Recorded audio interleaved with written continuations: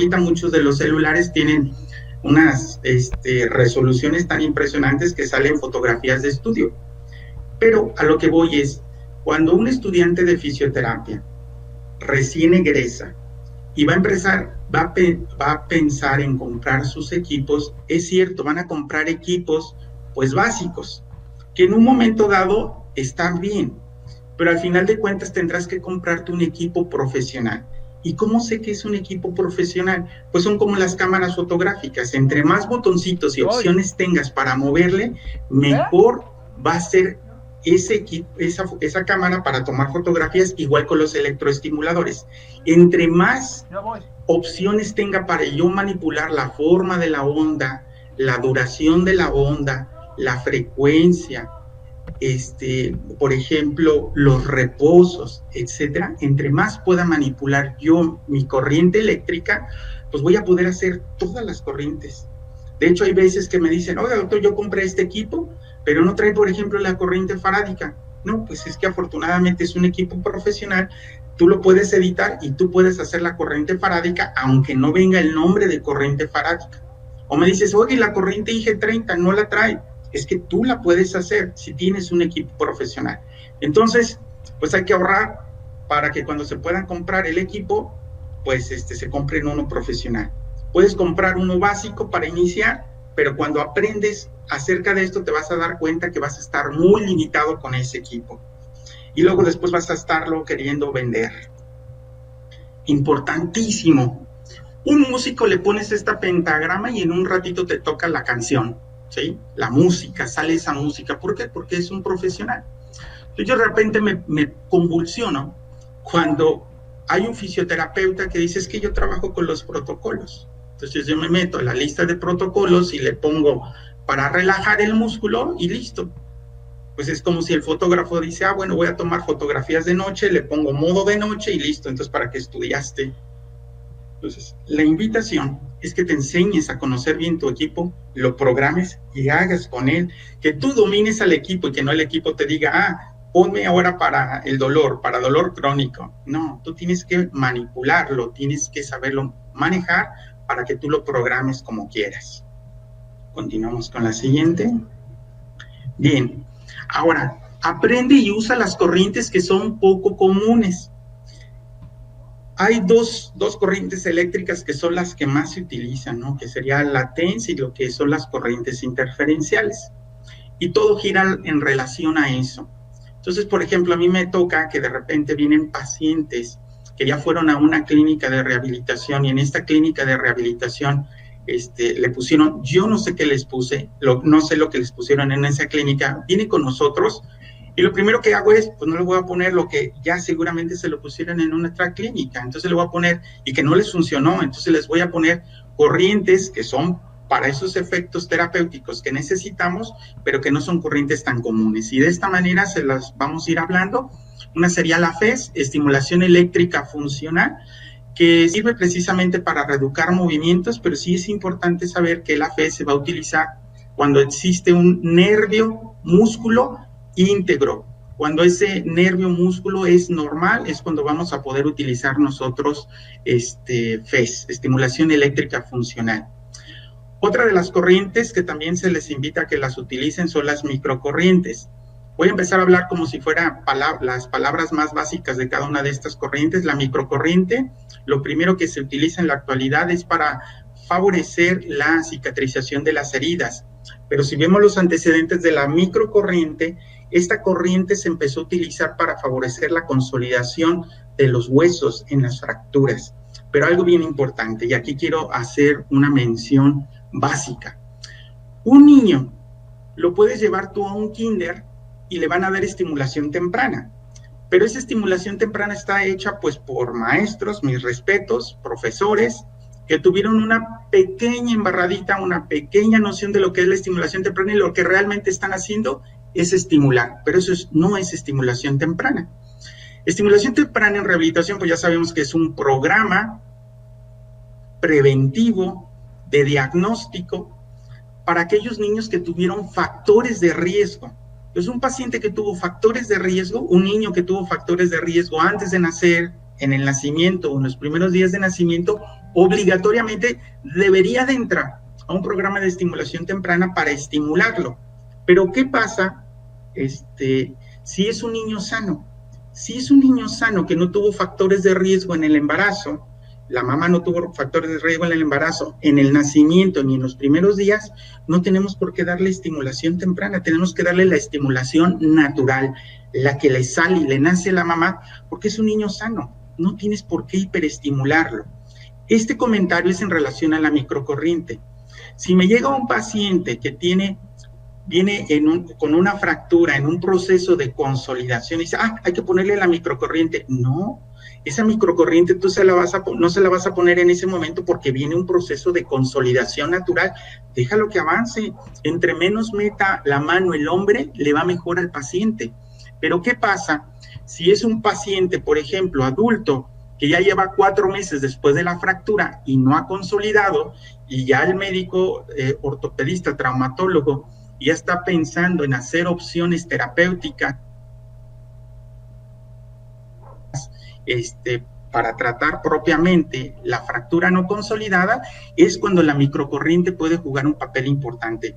Entonces, que quede claro, siempre y cuando esté la necesidad, no porque esté la fractura, déjale el proceso natural, si va consolidando, no la pongas. Ok, alto voltaje.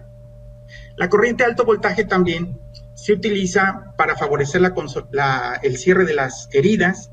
También hay protocolos para dolor con alto voltaje, así como para el manejo del edema. Principalmente, lógico, en extremidades, en partes distales, hay protocolos para ello.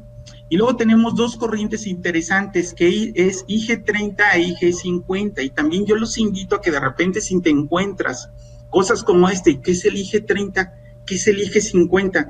IG significa impulso galvánico, 30 porque la duración de ese impulso es de 30 milisegundos, y de la misma manera IG50 porque la duración de ese impulso es de 50 milisegundos.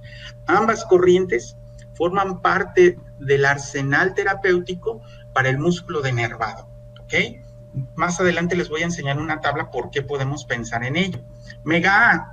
Igual, ¿qué significa mega A? Mioestimulador, generador de analgesia y anestesia. Es una corriente que ha estado de moda, llega, se va, tú la puedes hacer. Proviene de las corrientes interferenciales, y lo que vamos a hacer, una corriente interferencial tiene una frecuencia portadora de 4000 Hz. Lo que se hace con la mega A es poner una frecuencia portadora de 5000 Hz, y eso nos eleva esa sensación de analgesia hasta el punto que raye en una anestesia ideal para aquellos pacientes que vas a movilizar una articulación y le genera demasiado dolor. Pues tú le pones mega A previo a la movilización y el paciente te va a tolerar mejor una movilización. Entonces, para eso nos sirve. Traver, una corriente de baja frecuencia, que Traver precisamente hizo unos protocolos que existen hasta el momento y que básicamente se utilizan para columna, para problemas de radiculopatía, siempre y cuando veamos esa hernia de disco o esa estenosis que esté comprometiendo también por un osteofito a nivel de la articulación facetaria o una hipertrofia del ligamento amarillo. Si vemos que no es en demasía y lo revisamos clínicamente y creemos que no es quirúrgico y le apostamos a un tratamiento conservador, pues una corriente Traver nos puede ayudar para eso. Las corrientes diadinámicas, fíjense, las corrientes diadinámicas o de Bernard, un odontólogo que lo empezó a utilizar precisamente para procedimientos odontológicos. Las corrientes diadinámicas pues deben ser una de las primeras opciones de electroanalgesia para el manejo de nuestros pacientes. Uno de los pequeños detalles que tienen las diadinámicas es que no todos los pacientes lo toleran, para que lo tengan presente, y ahorita vamos a hablar unas pequeñas cosas al respecto. Muy bien, vamos a hablar un poquito de la TENS. La TENS es una corriente que se utiliza pues de manera impresionante, y aparte se utiliza de manera impresionante por la gente. O sea, tú vas a la tiendita de artículos médicos y le dices, me vende un TENS, ¿cuánto cuesta? 800 pesos, te metes a Amazon, te metes a Mercado Libre y te encuentras estos productos accesibles a la gente y la gente los compra, pero están destinados a un fracaso, y al ratito les voy a explicar por qué. Bueno, TENS, ¿qué significa TENS? TENS significa estimulación eléctrica transcutánea de los nervios.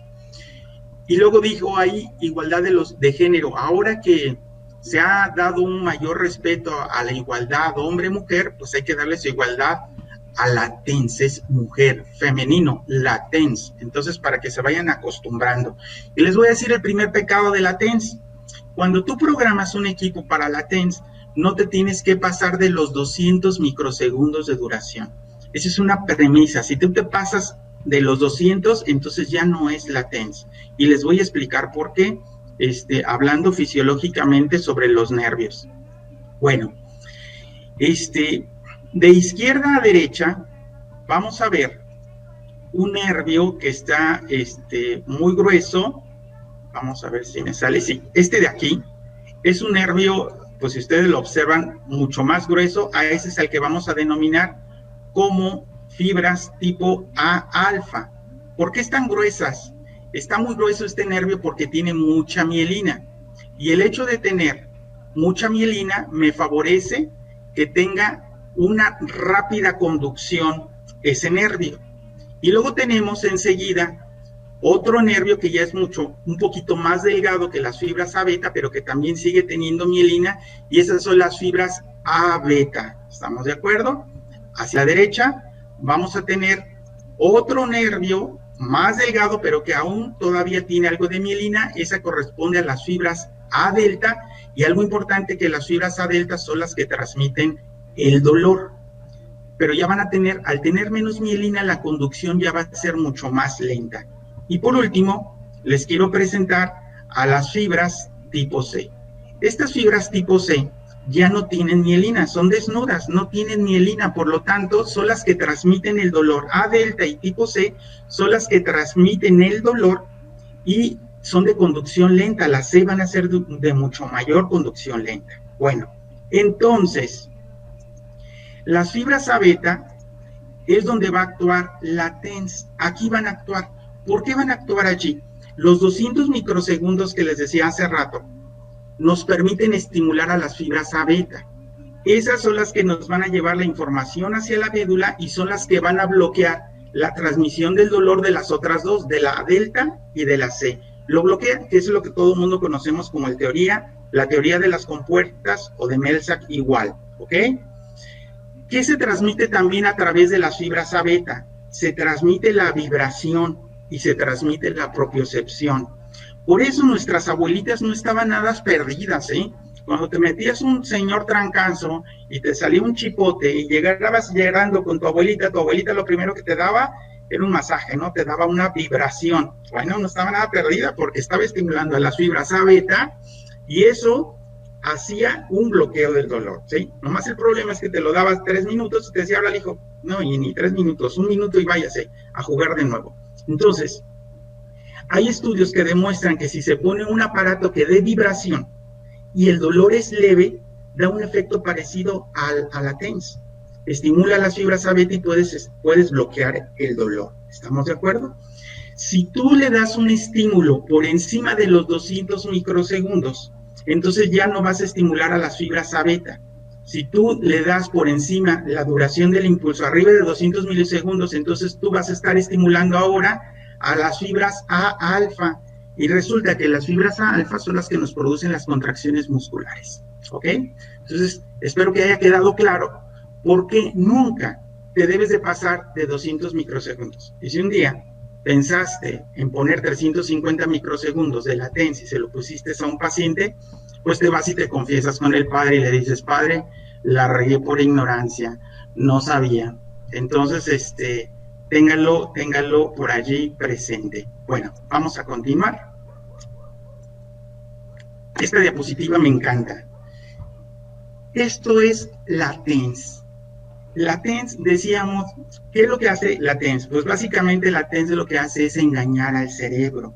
Entonces, el dolor pues va a estar viajando, en este caso, por esta vía, va a estar llegando el dolor, y lo que va a hacer la TENS es dar una vía a través de las fibras, ya lo vimos, a través de las fibras A beta, en donde va a distraer al cerebro, y entonces va a dejar de percibir el dolor.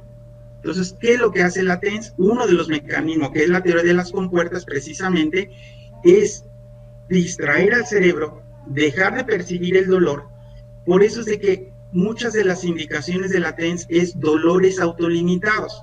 Por ejemplo, paciente que ha sido intervenido quirúrgicamente de una articulación, una vez que lo operan, a ese paciente sabemos que va a tener un dolor y ese dolor es autolimitado. Entonces, ¿qué es lo que vamos a hacer nosotros? Pues tú le puedes poner la TENS porque sabes que con el paso de los días se le va a quitar ese dolor. Para eso sí lo podemos aplicar, ¿ok? Así es como actúa. Entonces, la TENS es una corriente eléctrica que engaña al cerebro. Vamos a continuar, o lo mantiene ocupado en otra cosa, pensando en otra cosa diferente. Ok. Esta primera diapositiva, quiero comentarles algo importante sobre esto. Les puse por ahí lo que es el acetaminofén, el paracetamol. ¿Por qué les puse el paracetamol? Bueno, recordemos que el paracetamol en gotitas, en un niño, se da 2 gotas por kilo de peso. ¿Qué pasaría si me llega a mí un adulto y yo le quiero poner 10 gotas a ese adulto? Pues 10 gotas sirve para un niño de 5 kilos, 10 gotas para un adulto no le sirve absolutamente de nada. Bueno, tenemos entonces que como la TENS lo que va a estar produciendo es engañar al cerebro, distraer al cerebro para bloquear el dolor, entonces cuando nosotros utilicemos el TENS convencional, tiene que ser utilizado por muchas horas, hasta puede ser que las 24 horas del día el paciente lo tenga puesto. Entonces, si tú le pones TENS convencional por 15 minutos, es como si le dieras gotitas de paracetamol a un adulto y le diéramos 10 gotas. ¿De qué les sirve? De nada. Bueno, para eso les puse el gotero del paracetamol para que lo tengan presente. No pongan convencional por periodos de tiempo pequeños. Tenemos 4 tipos de la TENS, que es el convencional, breve e intensa, acupuntura y trenes de impulso.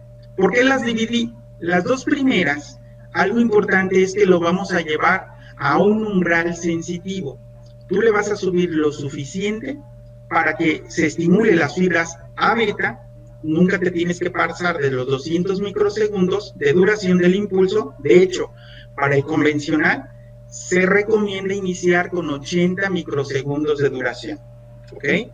Y más adelante les voy a explicar por qué. Entonces, un convencional tú arrancas con 80 microsegundos de duración y se lo puedes dejar por horas. Sirve para el dolor.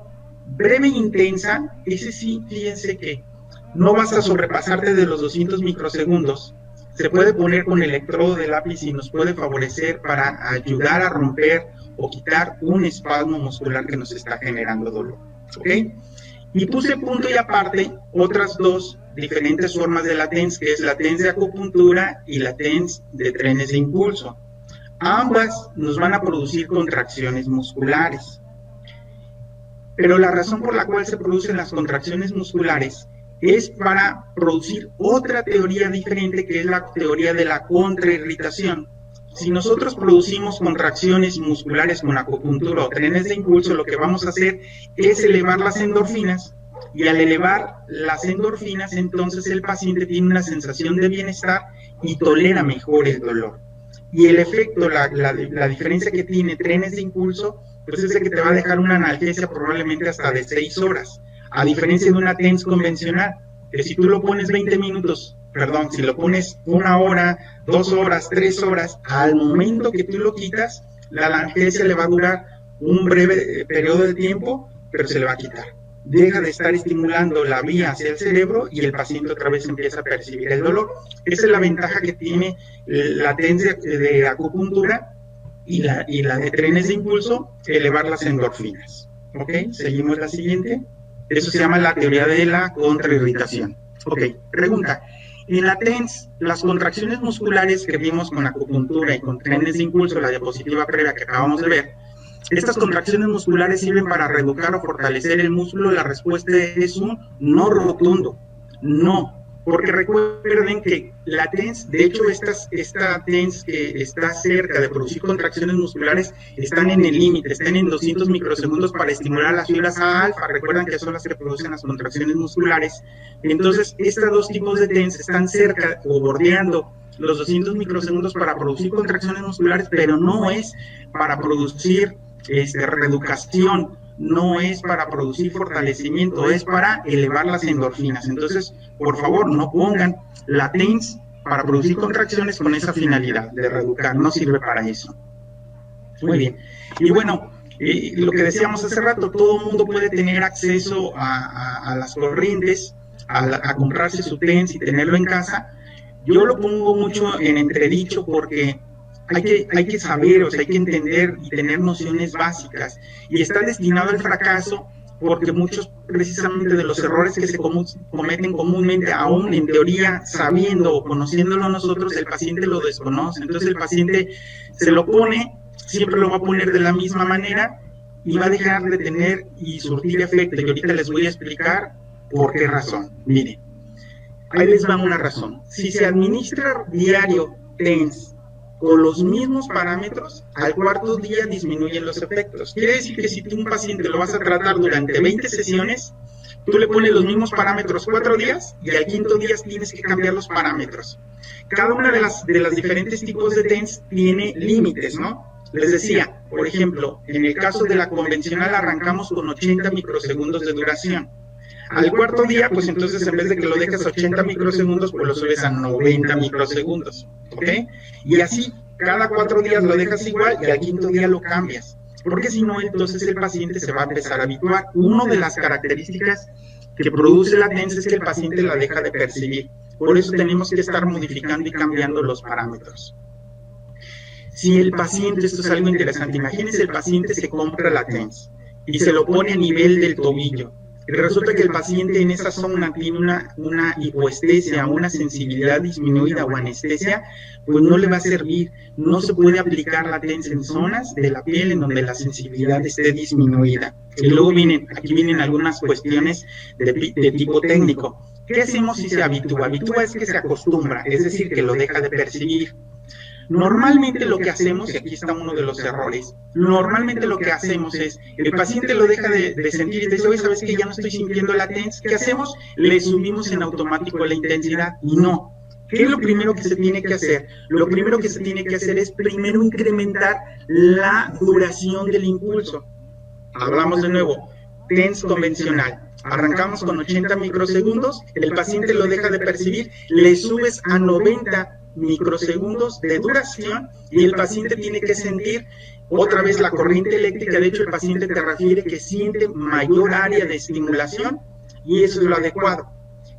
¿Qué puede suceder? Que de 80 microsegundos yo le subo la duración, le subo los microsegundos y le aumento 10 más y llego a 90 microsegundos y el paciente te dice, ¿sabes qué? Pues no lo siento. Entonces en ese caso sí, te regresas otra vez a 80 microsegundos y ahora sí, haces uso de la segunda opción, que son subir los miliamperes, subes ahora la intensidad y no al revés, ¿eh? Entonces para que lo tengan eso presente en su práctica clínica, en el libro de Albornoz, especifica un párrafo excelente, ahí es donde lo leí, lo he estado haciendo y la gente que trabaja conmigo se lo he recomendado y pues nos va bien porque si tú sigues aumentando la intensidad, pues lógico, aumentas el riesgo de quemadura, pero si tú aumentas la duración del estímulo dejando la misma intensidad, disminuyes esa probabilidad. Ok, ahora, yo les dije las dos primeras, convencional y breve e intensa, actúan por la teoría de las compuertas. Lo que son trenes de impulso y acupuntura actúan por contrairritación, ok, en términos generales, pero todas estas 4 TENS son mixtos, o sea, combinan ambas, aunque predomina el que acabamos de mencionar en este momento. Y con esto quiero decirles también que durante la historia clínica que le realizamos a un paciente, si el paciente toma, por ejemplo, tramadol, naloxona, heroína, morfina, codeína o metadona, va a bloquear lo que es la teoría de la contrairritación de la TENS, es decir, bloquea los receptores de las endorfinas. Entonces, si tú a un paciente que toma medicamentos de este tipo que acabo de mencionar, le pones la TENS, no te va a funcionar por la teoría de la contrairritación, para que también lo tengan ustedes presentes. Bueno, cambiamos un poquito de corriente, unos 44 minutos, bueno, vamos a acelerar ahí un poquito. Paciente, les voy a poner un ejemplo. El día de hoy quiero que tengan muy presente lo siguiente. 50 Hz que tenemos aquí en negritas, 50 Hz se ha demostrado que es la frecuencia a la cual un músculo va a responder enérgicamente. Entonces, si tú quieres producir contracciones musculares, 50 Hz es la frecuencia ideal para lograrlo, ¿ok? Y la pregunta es, pensemos en un paciente que tiene una lesión de nervio periférico. Este paciente que tiene una lesión de nervio periférico, la pregunta es, ¿puedes usar EMS, que sabemos que sirve para producir contracciones musculares? ¿Puedes usar corrientes rusas o FES, estimulación eléctrica funcional? Y además lo programo con una frecuencia de 50 Hz para producir contracciones musculares, sabiendo que 50 Hz es la frecuencia ideal para producir las contracciones. La respuesta es no, porque tiene una lesión de nervio periférico, por lo tanto ese músculo tiene una denervación ya sea parcial o ya sea total. Por lo tanto, todas estas corrientes eléctricas no funcionan, no sirven, no tienes por qué ponérselas. ¿Qué grupo de corrientes sí podríamos utilizar? Bueno, podemos utilizar estas corrientes que son las exponenciales, las corrientes farádicas, el impulso galvánico 30, el impulso galvánico 50, que al final de cuentas son corrientes que tienen gran duración y que esas son las ideales para músculo denervado. ¿Por qué? Bueno, esta tablita siempre causa ahí un poquito pues se asusta uno, dice, ¿qué es esto? Pero bueno, vamos a tratarla de desglosar un poquito. Miren, en la parte de abajo es la duración del impulso, ¿estamos de acuerdo? A la extrema derecha tenemos impulsos eléctricos que duran 1000 milisegundos, es decir, que dura un segundo. Y de ahí, si nos vamos hasta el lado izquierdo, pues vamos a ver que son impulsos que duran muy poco, 0.1 milisegundo, 0.03 milisegundos, etcétera. ¿Estamos de acuerdo?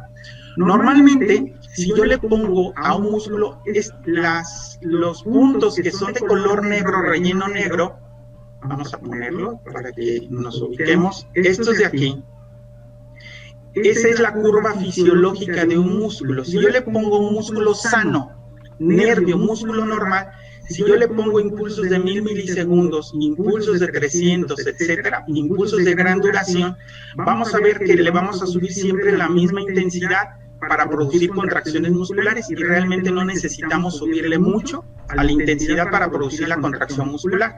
Del lado izquierdo, vemos precisamente, no les dije eso, del lado izquierdo corresponde a la intensidad, son los miliamperes, es donde tú le vas subiendo para que el paciente perciba o tú puedas ver una contracción muscular. En la intensidad es qué tan fuerte le está subiendo la intensidad a ese paciente. Bueno, lo que les quiero comentar es que si tú tienes un músculo, y lo voy a marcar acá en rojo arriba, si tú tienes un músculo denervado total, vas a necesitar impulsos de gran duración, vas a necesitar estos impulsos de gran duración para producir contracciones musculares. Recuerden que un músculo que está denervado total, pues invariablemente se va a atrofiar. Por lo tanto, nosotros podemos poner corrientes eléctricas de gran duración con la finalidad de prevenir que ese músculo se atrofie. Vamos a prevenir que no tenga fibrosis para que cuando venga este proceso de reinervación, el músculo esté en las características adecuadas para que cuando llegue el nervio, pues pueda venir ese proceso de reinervación, ¿ok? Y tenemos una curva intermedia para músculos con denervación parcial, en donde también vamos a utilizar impulsos de gran duración, ¿ok? Entonces, me voy a regresar un poquito a la diapositiva donde decíamos, ¿qué pasa si yo quiero utilizar estas tres EMS, rusas o FES? Son corrientes de baja frecuencia, son corrientes de baja duración del impulso, duración baja, por lo tanto, no va a poder estimular al músculo que está denervado. Por eso tenemos que utilizar este grupo de corrientes. Vamos a enseñarles. Miren. Voy a pasar una más adelante. Aquí. Si ustedes observan, la corriente farádica, podemos decir que es el parteaguas. Esta salió muy chueca, vamos a ponerlo ahora sí. La corriente farádica es el parteaguas. De la izquierda hacia la derecha, vean ustedes, son impulsos eléctricos de gran duración que se van a utilizar para los músculos que están denervados parcial o totalmente. Y entre más a la derecha, o sea, entre más duración tenga el impulso, van a ser para músculos con denervación total. ¿Estamos de acuerdo? Entonces, las preguntas que yo les hice hace rato, ¿qué pasa si yo le pongo FES? Si tú le pones FES, son impulsos, vean, son impulsos de pequeña duración, son de 500 microsegundos o 0.5 milisegundos. Por lo tanto, no te va a estimular a un músculo con denervación parcial, ¿ok? A mí esta tabla, yo esta tablita la hice y yo creo que deberíamos de ver las corrientes eléctricas no como nos lo han enseñado, corrientes eléctricas de baja frecuencia y de mediana frecuencia y alta frecuencia. Yo diría que las corrientes eléctricas vale la pena clasificarlos en base a su duración, porque en base a su duración vamos a ver el efecto terapéutico. Ya habíamos visto hace rato, todo lo que esté cerca precisamente de los 200 microsegundos, pues corresponde a la TENS. Entonces vean ustedes, la pregunta era,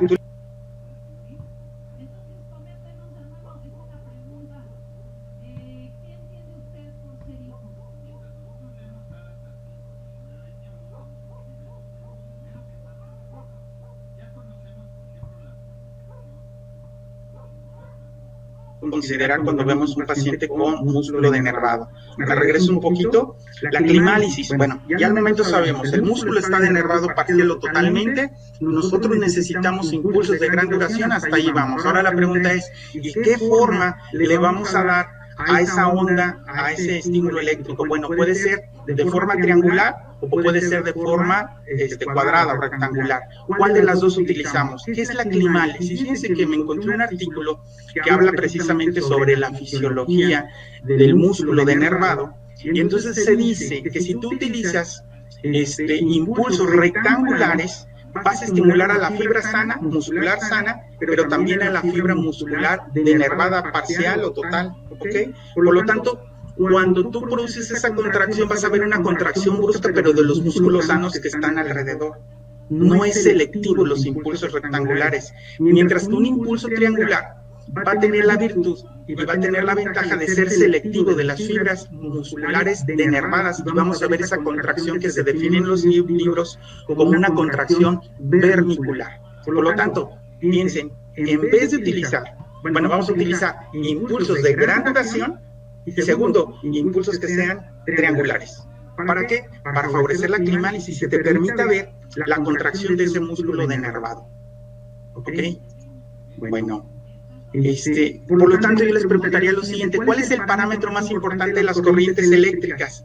El primero, el triángulo que está a la izquierda, nos habla de la amplitud, el segundo nos habla de la duración y el tercero nos habla de la frecuencia. Pues a mi humilde opinión, yo creo que el parámetro más importante pues, es la duración del impulso eléctrico, porque ahí voy a saber estimular para que sea analgesia o estimular a todos aquellos músculos de denervación total, ¿estamos de acuerdo? O parcial, etcétera. Entonces, la duración, ahora, claro, no se puede hacer todo con la pura duración, se tiene que combinar con el resto de los parámetros. Pero bueno, la invitación es esto, que tengan una visión diferente de las corrientes eléctricas en base a su duración, y eso te permita establecer para qué la vas a utilizar, ¿ok? Voy a acelerar un poquito más porque ya se nos va a acabar el tiempo. Las corrientes excitomotoras de tipo farádica, exponencial, EMS o FES, hay que subir la intensidad hasta el umbral motor, es decir, tenemos que producir contracciones musculares. Y algo bien importante es que cuando nosotros vemos que el paciente empieza a caer en fatiga, en ese momento tenemos que detenernos. Algunos de los errores frecuentes que suceden es que le vuelven a subir, sigue contrayéndose el músculo y lo va a llevar a la fatiga, es decir, a aquella incapacidad que va a tener el músculo para mantener la actividad que venía realizando. Y si lo sigues poniendo, lo sigues aumentando, se va a tetanizar, en donde ya el paciente ya no va a tener capacidad de responder. Y una fatiga, está demostrado, estimulada eléctricamente, puede durar hasta una semana. Imagínense la evaluación médica que tengamos de ese paciente, va a parecer que está mal, va a parecer que no mejoró y pudo haber sido porque se fatigó. es algo que tenemos que tener una importancia básica, y otra es que recuerden que la fatiga entorpece los procesos de reinervación. Entonces, se sugieren pues contracciones en los casos que sean de denervación entre 5 a 10 contracciones, pero lo más importante es que tú veas, tengas ese ojo clínico, y cuando veas que la calidad de la contracción muscular empieza a disminuir, pues ahí tenemos que frenar. ¿Ok? Bueno, ya sabemos que todas aquellas corrientes eléctricas, analgésicas, latentes, interferenciales, Travers, hay que subir la intensidad hasta un umbral sensitivo. Y cada vez que el paciente lo deje de percibir, podemos modificar los parámetros. Ya les expliqué en el caso de latentes que tenemos que hacer. Hay un excepto, las diadinámicas. De hecho, se habla que si tú lo dejas durante 8 minutos y a los 4 minutos el paciente deja de percibir las diadinámicas, esa es una de las corrientes, ese es un excepto donde tenemos que parar. Porque como es una corriente de baja frecuencia, ya durante el tiempo que lo usaste, tiene algo de analgesia, si volvemos a subir, tiene posibilidad de quemar el paciente. Habrá fisioterapeutas que sean muy buenos, colmilludos, con mucha experiencia, que sí puedan hacer eso, pero la recomendación es no. Se para ahí el tratamiento. Voy a hablar rápido de esto. Miren, las corrientes interferenciales, quiero hablarles un poquito de esto. Viendo el gráfico de aquí arriba, si ustedes se fijan, la corriente eléctrica no se estrangula, se mantiene constante durante todo el tiempo. Ustedes recuerdan un parámetro de las corrientes interferenciales que es AMF, que significa amplitud de la frecuencia modulada, M significa modulación. Aquí a la izquierda dice 0%, es decir, el hecho de que no se estrangula esta corriente interferencial y mantiene constante, quiere decir que tiene una modulación del 0%. Si ustedes observan ahora el gráfico número 2, van a ver que sí se estrangula aquí en esta parte, se estrangula un 50%, aquí tiene una modulación del 50%, y en la última, en el tercer trazo, ustedes se fijan cómo en estos espacios se estrangula la corriente. Eso es una modulación al 100%. Para nosotros poder producir la analgesia, buscamos modulaciones al 100%. ¿Y cómo ocurre esto? Bueno, esto, vamos a quitar aquí, ok. Vamos a quitar acá. Vean ustedes el centro. Cuando tú pones la corriente interferencial cuadrapolar y está cruzado, vamos a ver que el centro se lleva una modulación del 100%. Aquí en esta parte, ¿estamos de acuerdo? Entonces el centro nos lleva una modulación del 100%, ¿ok? Pero luego tenemos unos cuadrantes. Estos cuadrantes están alrededor del centro, donde la modulación ya va a ser del 50%, es decir, ahí ya no hay casi analgesia. Y las figuras geométricas que están pegadas hacia el electrodo van a tener una modulación del 0%. Entonces, algo que lo tienen que considerar, pero quiero comentarles lo siguiente. Que también, si tú pones aquí, vean ustedes, tenemos nosotros los 4 electrodos, ¿ok? Tenemos, este es el canal, aquí tenemos el canal 1 con el canal 1, y acá tenemos el canal 2 con el canal 2, ¿ok? Vean ustedes, sale una línea a 45 grados, esta que estoy remarcando, vean, tengo pulso de cirujano, salió derechita la línea.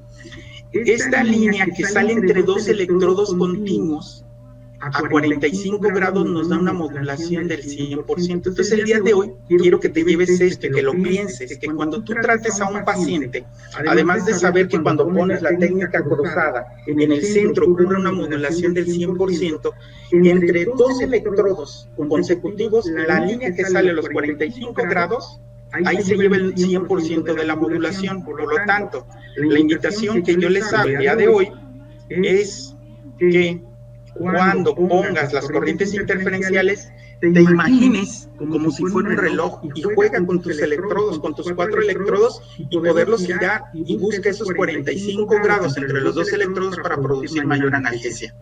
¿Ok? Continuamos.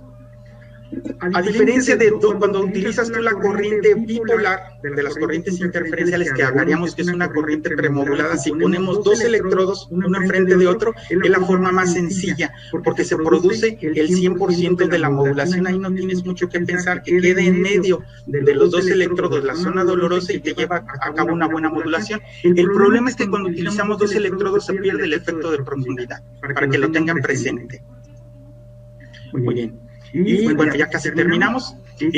Vamos a hablar, ¿qué pasaría si pongo yo a boxear a 2 profesionales, pero que son de diferente peso. Lógico, que si ponemos aquí al Archie contra el Canelo, que sí sucedió en la vida real, pero fuera del ring, y le fue mal al Archie, entonces vemos que los dos son boxeadores de diferente altura, diferente peso, diferente largo de brazo y diferente lateralidad.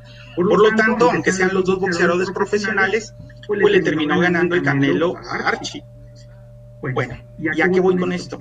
¿Qué es lo que pasa cuando nosotros utilizamos? Si nosotros hablamos fortalecimiento, lo primero que se nos viene a la mente es corrientes rusas. Las corrientes rusas tienen una corriente portadora de 2500 Hz, esta que tenemos aquí,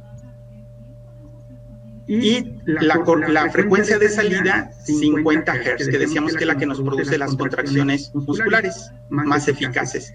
Por lo tanto, si yo combino 2500 Hz de portadora con 50 Hz de salida, la duración del impulso de las corrientes rusas es nada más y nada menos que de 200 microsegundos. Y se acuerdan que 200 microsegundos nos estimula las fibras A alfa, que son las que nos producen las contracciones musculares. Bueno, ¿qué pasa entonces si yo quisiera poner a pelear las corrientes rusas con las corrientes interferenciales? Bueno, pues entonces no compiten. ¿Por qué? Porque las corrientes interferenciales tienen una frecuencia portadora de 4000 Hz.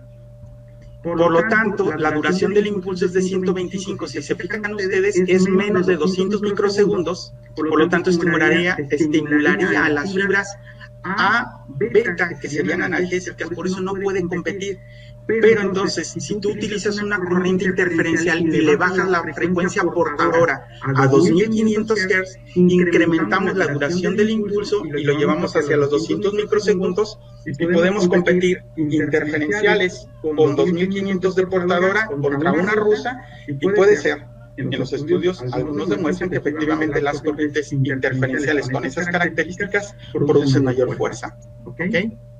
Bueno. Vamos a hablar, bueno, no es lo mismo. Hay dos DF100 para que ustedes lo tengan presentes. Están las corrientes de Yin. Las corrientes de Yin son 4. Son las corrientes exponenciales, las corrientes farádicas, la IG30 y la DF100. Esas son las 4 corrientes de Yin. Las 4 corrientes de Yin son triangulares y se utilizan para músculo con denervación, ¿ok? Pero hay otra corriente que es la DF, que es la DF100, pero es PPS, son pulsos por segundo. Esta difásica fija pertenece a las corrientes diadinámicas. Y recuerden que las corrientes diadinámicas las utilizamos para el manejo del dolor, aunque también la DF, la difásica fija, tiene 66% del galvanismo, por lo tanto también se puede utilizar para la iontoforesis, para que lo tengan presente. Pero quería ponerles eso porque yo en lo personal, cuando egresé de la especialidad, creía que la DF100, que estaba en un equipo tradicional, que tenía las corrientes de Yin, yo creía que era una corriente diadinámica, y no. La diferencia es que la DF100 de las corrientes de Yin es triangular y la DF100 de las diadinámicas es sinusoidal, y los dos tienen un efecto totalmente diferente, para que lo tengan presente. Bueno, y me voy a brincar esta. Bueno, nada más les voy a decir algo importante, porque he visto unos videos ahora cuando todo el mundo sube cosas a las redes. Ustedes saben que tienen dos modalidades cuando ponen corrientes eléctricas, que es corriente continua y voltaje continuo. La corriente continua es cuando tú vas a dejar los electrodos fijos, pero el BC o voltaje continuo, es el que está por aquí, BC, tú puedes mover los electrodos, y al momento que tú los estás desplazando o lo tratas de separar, en ese momento baja la intensidad y el paciente no tiene la sensación de descarga. Ideal para ubicar el punto motor, ideal para ubicar el punto doloroso. Pero me ha tocado ver pacientes, fisioterapeutas, que están utilizando esta modalidad para dar masaje. Bueno, ustedes saben que se habla y se critica sobre el masaje, los jóvenes dicen eso y se ponen a hacerlo. Entonces, tengan cuidado. Y segundo, está bien, se vale. Si lo utilizas y lo haces científicamente, está bien. Pero lo que no se vale es que lo estés moviendo y estés produciendo contracciones musculares de un montón de grupos al mismo tiempo y sin son. Por lo tanto, no estás llevando un efecto terapéutico claro. Entonces, tengan cuidado de utilizar eso. Por eso quise poner esta diapositiva en relación a eso. Y bueno, ya para finalizar, quiero comentarles que pues al menos aquí en México, la Secretaría de Salud, para certificar los establecimientos de rehabilitación, pues trabajamos en conjunto los médicos con los fisioterapeutas y trabajamos en equipo para el bien común que es en nuestro paciente. Entonces, ni el médico debe de tratar al paciente de manera independiente ni viceversa. Y bueno, pues quiero por aquí ponerles algunos alumnos me han dicho, no, es que a mí yo trabajo con un médico y me los deriva. Pues sí, nada más que cuando te los deriva, por ejemplo, este es un paciente con parálisis facial y esta es una indicación de un médico que no corresponde a nuestra área, donde dice hay que dar masaje circular, me imagino que dice de arriba del lado izquierdo, porque es un paciente con parálisis facial, pero luego vean este pecado mortal, sí, aunque vayan a confesarse, nadie se los va a perdonar. ¿Por qué lo pones a masticar chicle? Los músculos masticadores están inervados por el trigémino. Sí hay que valorarlos en los pacientes que tienen parálisis facial, porque algún porcentaje mínimo, pero sí hay, pueden acompañarse de, pero por lo general no, una parálisis de Bell clásica no tiene por qué afectar al trigémino, por lo tanto la masticación está sana, no tienes por qué ponerlo a masticar chicles. Inflar globos, si está débil, ¿cómo lo vas a poner a inflar globos? Entonces hay otras alternativas. Dice gesticular con la cara, ¿en serio? Bueno, se los dejo así como en son de pregunta. Vamos a ver la siguiente. A ver, jóvenes, tenemos dos modalidades terapéuticas al mismo tiempo. Si estás, hay un campo electromagnético cuando ponemos los 4 electrodos, y si ponemos la lámpara de rayos infrarrojos, pues también estamos poniendo otro campo electromagnético. Por lo tanto, no se vale combinar dos al mismo tiempo. Se te paren los jóvenes. Burlas como esta, o sea, paciente con parálisis facial y le ponen la compresa como si fuera una almohada y estando a un lado la lámpara de rayos infrarrojos, pues no se vale, ¿verdad? Es un insulto. Dice, es que yo trabajo con el neurocirujano y me lo mandó y pues le estoy dando la terapia y no mejora. Pues sí, pero luego sucede que no tenemos los estudios de control. Vean, esta paciente la operaron por una enterolistesis. El médico no le dijo a la paciente que no fue posible llevar otra vez la vértebra a su posición original, se ancló para que esto no se deteriore. No le dijo a la paciente siguió con sintomatología y recibió rehabilitación durante mucho tiempo. No tenía un estudio de control y al tomarlo pues nos llevamos esta sorpresa. ¿Cuándo va a mejorar? No va a mejorar. Entonces al contrario, tiene que utilizar una andadera porque de repente va a perder la fuerza en las extremidades inferiores y se puede caer y complicarse con una fractura o que se termine por desplazar esto, ¿no? Que no quiero contarles qué pasaría. Vean, paciente que estuvo durante algún tiempo recibiendo fisioterapia y por no tener ese trabajo en equipo, pues fue un diagnóstico que hasta clínicamente era evidente, donde vemos la cabeza del fémur está decapitada y el material de osteosíntesis está por arriba. Entonces, pues una situación ahí grave, difícil. Y bueno, jóvenes, ya para cerrar, no hay que experimentar con los pacientes. Todo lo que hagan lo tienen que leer. No es que yo, mi experiencia, no, acuérdense que la experiencia se tiene que demostrar y eso es a través de los estudios. Entonces, cuando se hace un estudio formal, por ejemplo, si estás utilizando, sabemos al momento que la corriente galvánica lo podemos utilizar en los baños galvánicos, por ejemplo, para la hiperhidrosis palmar o plantar, ¿qué pasaría? Si me dice, oiga doctor, es que yo estoy poniéndoles las corrientes interferenciales también en el agua, ok, ¿y ya lo leíste? Si no lo has leído, si no, estás experimentando con el paciente y eso no es ético para que lo tengan por ahí presentes. Y bueno, yo con esto termino. Pueden ahí encontrar en el Facebook, está con mi nombre, Salvador Rodríguez Becerra, a sus órdenes, y está ahí mi WhatsApp, 33 138 440 95. La verdad es que me dijeron que hablara en cuestión de media hora. Y luego la otra media hora para resolver preguntas, pero ¿quién puede hablar de un tema en 20 minutos o de 30 minutos? La verdad es que sí está muy difícil. Entonces, no sé si hay algunas preguntas para irlas contestando. Ok, ya tengo por aquí algunas preguntas que voy a empezar a compartir. La primera dice, Rancés Ricardo Rejón, ¿cuál es la mejor conducción con corrientes eléctricas con esponjas que estén humedecidas o con electrodos autoadheribles. Muy bien.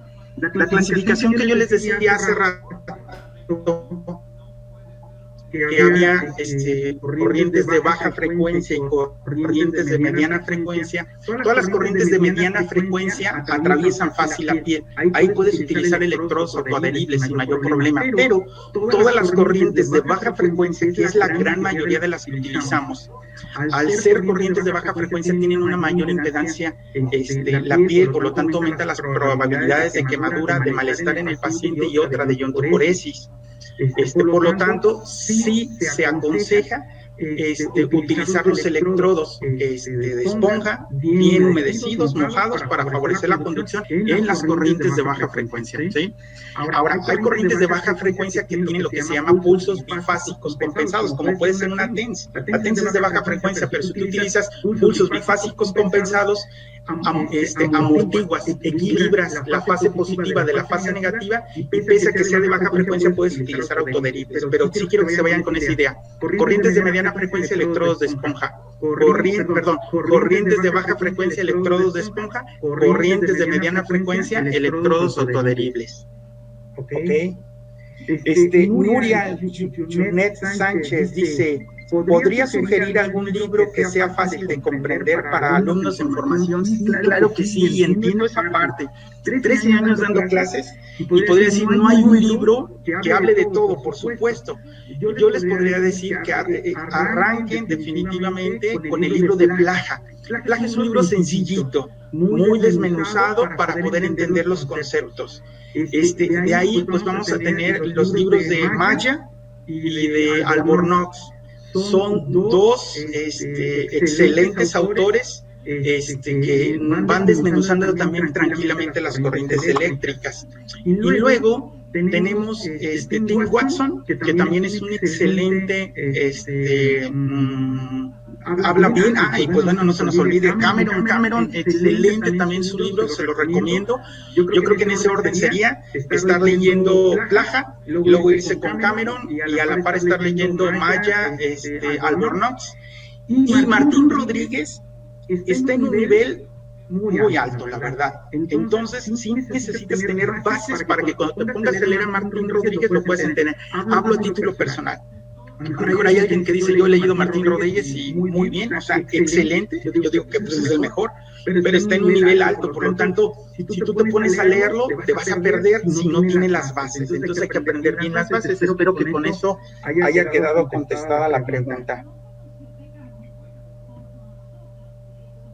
Ok, miren, aquí me hacen una pregunta. Uriel Pérez, ¿qué medicamento tópico es el mejor o recomienda para una quemadura eléctrica? Bueno, Uriel, hay varias cosas importantes. Uno, fíjense muy bien, tenemos que las quemaduras se van a deber por el cátodo o por el ánodo. Una va a ser una quemadura ácida y otra va a ser una quemadura alcalina, ¿sí? Ahora, hay que ver si esa quemadura fue muy superficial, pues no va a haber problema, y eso es donde a lo mejor sí podemos darte un consejo. Igual no ocuparía nada, a lo mejor con simplemente hacer el aseo diario, pero si es una quemadura mayor y depende de dónde lo estemos utilizando, híjole, sí es importante mandarlo con el médico. O sea, yo no te puedo decir, ponle Quitosel. Claro que no, se tiene que hacer una valoración, porque qué tal, y es una quemadura mucho mayor, más profunda. Igual puede ser que en un momento dado, además de pedir la consulta con el rehabilitador, pues sea derivado con un dermatólogo, porque es el experto en eso. ¿Estamos de acuerdo? Entonces, no hay una pomada que diga, bueno, esta es para las quemaduras eléctricas. No, cada paciente hay que verlo, y es volver a lo mismo. O sea, no sabes, hay que checar la historia clínica y los antecedentes del paciente, porque hay que ver si no es alérgico. Imagínate que yo te diga, ponle fitoestimulina, y resulta que el paciente es alérgico a eso. Entonces no se puede recomendar una pomada específica. Hay que valorar al paciente y ver esa complicación que haya presentado. Dice Héctor Rodríguez, ¿qué tanta evidencia o con respecto en su práctica diaria recomienda la iontoporesis? Bueno, realmente la iontoporesis hay mucha información sobre ello, pero la evidencia básicamente se utiliza con el uso de corticoides. El medicamento que más se utiliza con iotroforesis en los artículos demostrados hasta el momento es con la dexametasona. Entonces es un corticoide que nos ayuda a desinflamar como tal. Lidocaína sería como en ese orden. Y tercero, el ácido acético. El ácido acético también está demostrado para las calcificaciones iniciales, por ejemplo, el manguito rotador. También hay muchos artículos al respecto, pero hay que seleccionar al paciente y tiene que ser en las etapas iniciales. Ya cuando vemos que está calcificado totalmente ese tendón, ya el paciente no es candidato. Entonces podríamos dejarlo en esos 3 medicamentos: dexametasona, lidocaína para anestesia, para el dolor, por ejemplo, en el caso de la epicondilitis, y tercero, el ácido acético. Muy bien. Diego dice, ¿cómo podemos identificar la fatiga en el músculo? Eso es algo que tienen que ir aprendiendo. Vean ustedes. Si tú, fíjense bien, si tú vas a tratar un músculo pequeño, por ejemplo, en la mano, un interóseo dorsal, tienes que utilizar un electrodo de lápiz, porque si utilizas un electrodo de esponja te tapa y nunca te va a dejar ver la contracción muscular. Entonces tenemos que utilizar un electrodo de lápiz en donde nos permita ver esa contracción. En los músculos grandes va a ser mucho más fácil. Y lo que tienes que ver pues es la calidad de la contracción. Entonces, si tú ves esa contracción enérgica, supongamos que es mi mano y vemos 1, 2, 3, 4, y vemos que en el quinto ya no se logró la contracción y el movimiento que venía haciendo, en ese momento se está el paciente fatigando, ahí te detienes, y a lo mejor ese paciente va a iniciar con 5 contracciones todos los días, ¿sí? Y tú vas a ir viendo con el paso de los días y le vas a ir aumentando para irte adaptando a los cambios que va teniendo el paciente, siempre y cuando tenga verdaderamente cambios de reinervación. Ahora, todo paciente con lesión de nervio periférico tiene que pasar indudablemente por una electromiografía. ¿Por qué razón? Porque la electromiografía nos va a hablar del pronóstico, nos va a decir si ese músculo está en vías de reinervación o ya está denervado y no va a tener mejoría. Entonces también puede dictaminar, sabes que no hay que hacerle nada a ese paciente, hay que mandarlo a cirugía de nervio periférico. Ok, dice Galileo Rosas, dice, en las corrientes alternas no hay saturación de iones. ¿Por qué tendría que quemar si subes la intensidad? Ok, totalmente de acuerdo. Por eso lo decía. En las corrientes de baja frecuencia hay posibilidades, aumenta las posibilidades de quemar al paciente, ese es un hecho. Pero todas aquellas corrientes, lo dije hace rato, pulsos bifásicos compensados, que es lo que nos está diciendo usted, corrientes alternas, es decir, que tenga polaridad positiva y polaridad negativa, efectivamente hace un equilibrio entre las dos. Por lo tanto, disminuye las posibilidades. La única causa, por ejemplo, en el TENS es extremadamente raro que puedan quemar a un paciente porque son pulsos bifásicos compensados. ¿Cuándo se quemaría? Pues por una cuestión técnica, ¿no? Que el electrodo ya haya pasado la vida media y hay que tirarlo y lo sigues utilizando, ¿no? O que de repente se desconectó y el electrodo ya está pegando, la punta que se une al electrodo ya está pegando en la piel, pues lo va a quemar. Pero sí, claro, totalmente de acuerdo, Galileo. Los pulsos bifásicos compensados, aunque sean de baja frecuencia, disminuye las posibilidades de quemar al paciente. Viene por aquí Diana Laura Soledad. Mejor corriente para el dolor por desgaste articular. Híjole. Es que hay que ver. Un desgaste articular pues se va a clasificar. Y dentro de esos desgastes, pues habrá desgastes que cuando tú lo ves dices, no hay nada que hacerle, es quirúrgico. Cuando hacemos alguna evaluación médica decimos, este paciente sí puede mejorar. Pero hay que entender que las corrientes analgésicas vienen a ayudar al proceso. El calor y el ejercicio es básico para el desgaste articular. El fortalecimiento muscular es básico para el desgaste. Pero si tuvieras que poner una corriente eléctrica, hay que ver otras características. Si es un paciente de la tercera edad, pues igual recuerden ustedes que va a tener ya la piel más delgada, por así decirlo, hipotrófica, va a estar menos hidratada. Por lo tanto yo no me arriesgaría en un adulto mayor ponerle una corriente de baja frecuencia, porque entonces aumento las posibilidades de quemar. Entonces directamente puede ser que me vaya una corriente de mediana frecuencia y que además la combine con una de baja frecuencia, como pudiera ser, no sé, combinar interferenciales con una microcorriente, por ejemplo, pudiera ser una opción. Pero igual, no hay recetas de cocina, cada paciente es individual. Y eso yo los invito, no hay que hacer siempre lo mismo, traten ustedes de idear, de asesorarse, de trabajar en conjunto para que le vaya bien al paciente. Y pues bueno, la recomendación es no usen recetas de cocina, porque luego por ahí pues pasa eso, ¿no? Dices que siempre les ponen lo mismo. Pues sí, pues porque le están poniendo lo mismo, porque ahí hay un problema. Tienes que saber para poderlo hacer de manera adecuada.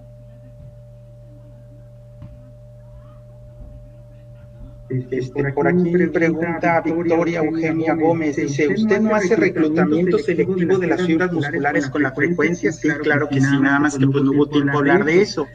Pero recordemos que hay dos tipos de fibras, las fibras que son tónicas y las fibras que son fásicas. Manipulando nosotros la frecuencia podemos ser selectivos, y en las etapas en las cuales el paciente va saliendo de una lesión, pues lógico hay que estimular a las fibras tónicas y posteriormente poner frecuencias para estimular a las básicas, pero hay que tener una cosa muy importante, y yo espero que con esto terminar y cerrar. Cuando tú vas en un automóvil, metes la primera y cuando el motor se va forzando, cambias a la segunda, escuchas el motor, se va forzando y cambias a la tercera. Eso lo hace perfectamente nuestro cuerpo.